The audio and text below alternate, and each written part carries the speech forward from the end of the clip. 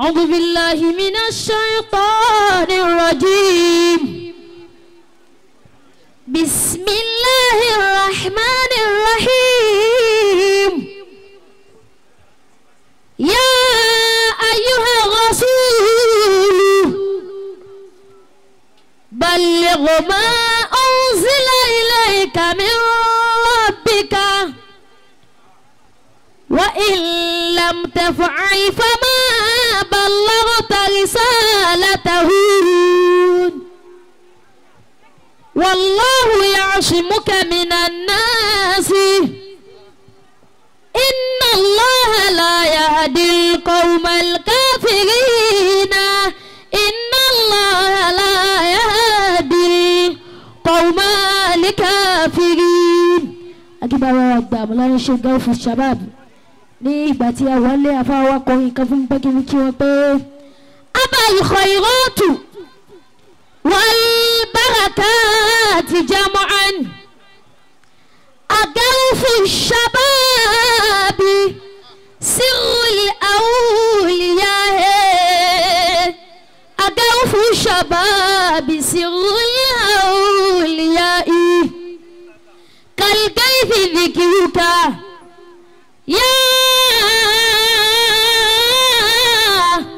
حبيبي لم يزل يسقي القلوب محبة ونعيما يا سيد الثقلين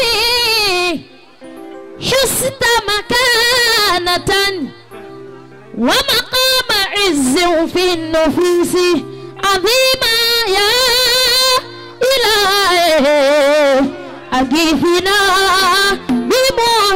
بمحمد يا إلهي أغثنا بمحمد يا إلهي أغثنا بمحمد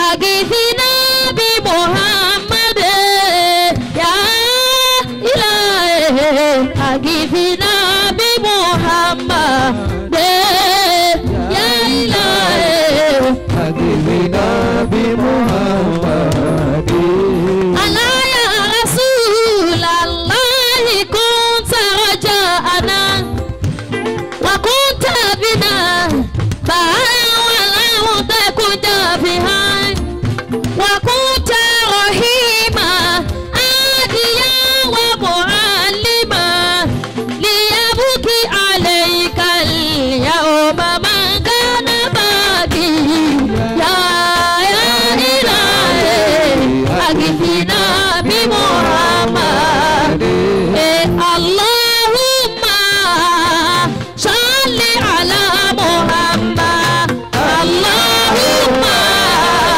صل على محمد يا واسع الإحسان صل على محمد اللهم صل على يا رسول الله رسول الله يا حبيبي رسول الله دلائل الخيرات رسول الله مفتاح الجنة رسول الله يا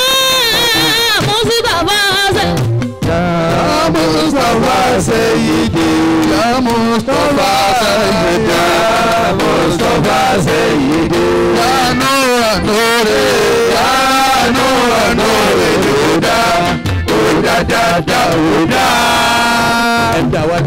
àti bàbá wa gba Nurul Awliya abahara lijudi Nurul Awliya akí ìwọlé yín sà ọmọ ẹ̀dá ò lárò pín bá ń kú o sọmọ èdè ọmọ ẹ̀dá ò lárò pín bá ń kú o sọmọ èdè. wọ́n sọ ìlìkọ́wù lọ́wọ́ ní àlùfáà wa Nurul Awliya ni wọ́n dé. abahara lijudi Nurul Awliya ọmọ ẹ̀dá ò lárò pín bá ń kú o sọmọ èdè. ọmọ ẹ̀dá ò lárò pín bá ń kú o السماء أبار لجود نور الأولياء وما دعونا فوق السماء. akí àbáwá tí wọ́n ṣe mẹ́díù fún wa. sọ́ọ́rí. kọ́gbọ́n wo táìmù fún wa. tọ́ba yìí pé ńgbà táwọn náà ti ń tọ́ la ọ́fíìsà ti ń tọ́ sí pé kí ló ṣẹlẹ̀. wáìdù lè jẹyà. wáìdù kan lè jẹ azab.